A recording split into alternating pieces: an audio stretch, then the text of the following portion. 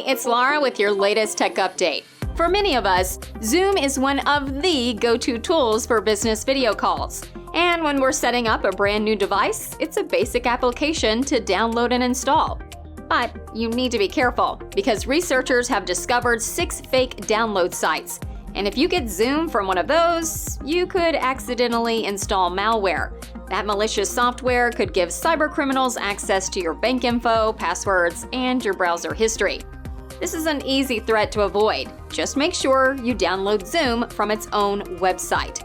It's a good idea to remind your team about this. The best long-term protection for your business is a blend of smart software constantly monitoring for danger, plus fun security training for your people. Humans are always the strongest first line of defense. Keeping you safe is one of our superpowers. Get in touch and we'll tell you more. That's your tech update. More next week.